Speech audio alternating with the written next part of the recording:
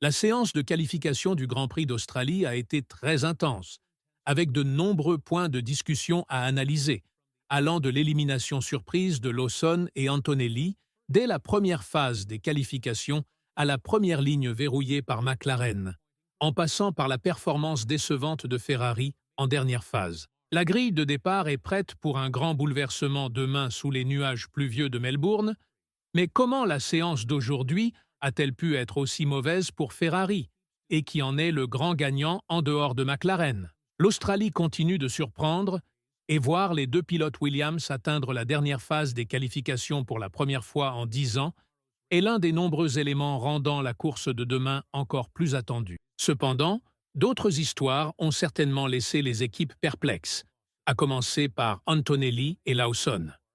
Le pilote Mercedes est sorti large au virage 4 et a endommagé le plancher de sa voiture, ce qui lui a coûté beaucoup de temps lors de ses deux dernières tentatives, et au final, ne lui a pas permis de conserver la 15e position et d'accéder à la deuxième phase. Pour rendre l'ironie encore plus grande, il a été éliminé par le rookie Borto, qui a devancé son coéquipier Hülkenberg ainsi que Lawson, après avoir été qualifié de pilote de seconde zone par Helmut Marko. C'était l'un des messages les plus forts qu'il pouvait envoyer dans une situation où il est mis sous pression par les vétérans de la grille.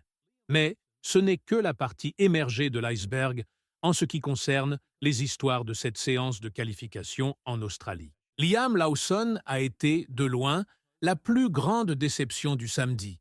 Non seulement parce qu'il n'a montré aucun signe prometteur lors des deux premières séances d'essais libres et a manqué la troisième, mais aussi parce qu'on attendait de lui qu'il atteigne au moins la dernière phase des qualifications.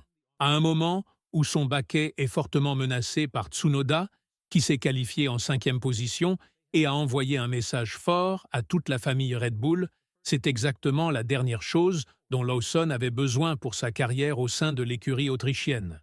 En parlant des raisons de sa mauvaise performance en qualification, le pilote néo-zélandais a déclaré qu'il s'attendait à un début difficile. Il a expliqué que les premiers tours allaient naturellement être plus lents et que le plan était d'améliorer progressivement, mais que son erreur au deuxième tour a tout chamboulé.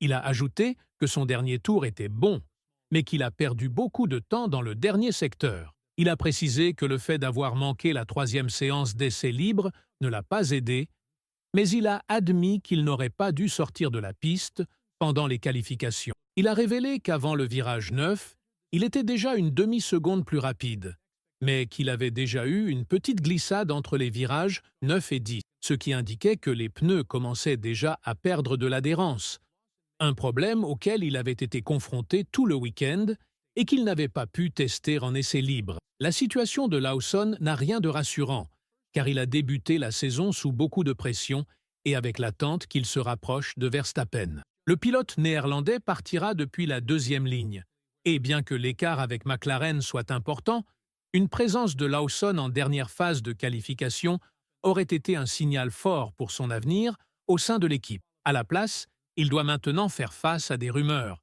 dès la première course, affirmant qu'il pourrait être remplacé par Tsunoda. En regardant la grille de départ, le pilote japonais est seulement 2 places derrière Verstappen, exactement là où l'on s'attend généralement à voir le deuxième pilote Red Bull. La voiture est difficile à piloter, ce que Verstappen et Lawson ont tous deux admis. Mais pour l'instant, la première séance de qualification a donné l'impression que Lawson n'est qu'un Pérez déguisé. Il lui appartient désormais de prouver le contraire. Cependant, il n'a pas été la seule déception sur la grille. Ferrari a connu une session désastreuse lors de la dernière phase des qualifications et devra désormais se contenter d'un départ en 4e ligne, aux 7e et 8e places. Le seul espoir de l'écurie italienne est que la voiture ait été réglée pour des conditions de pluie, qui devraient dominer la course de demain.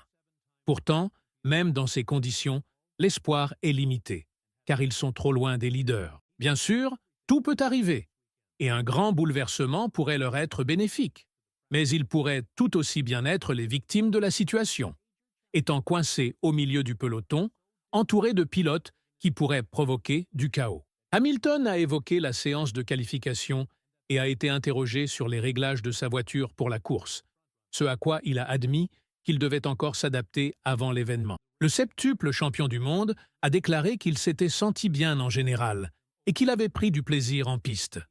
Il a expliqué que tout était nouveau pour lui ce week-end, depuis sa première séance d'essais libres avec Ferrari jusqu'aux essais et qualifications, et que c'était un immense défi de s'adapter à une voiture si différente de tout ce qu'il avait conduit auparavant.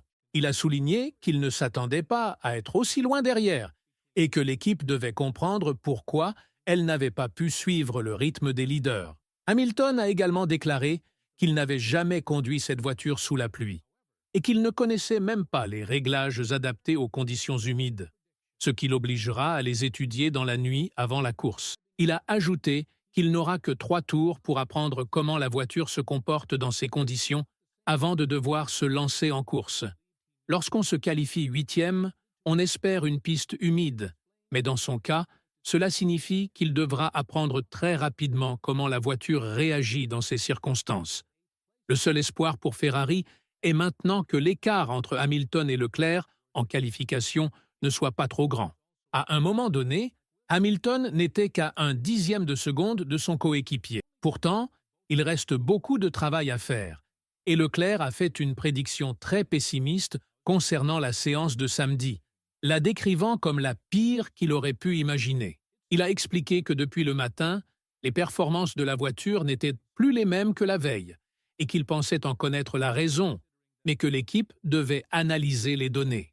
Il a précisé qu'ils avaient fait le bon choix pour le week-end, mais que cela leur avait coûté un peu de performance et que, malheureusement, finir 7e et 8e était une déception, car ils n'auraient jamais imaginé ce scénario, même dans le pire des cas. D'autres histoires intéressantes ont émergé, notamment chez Williams.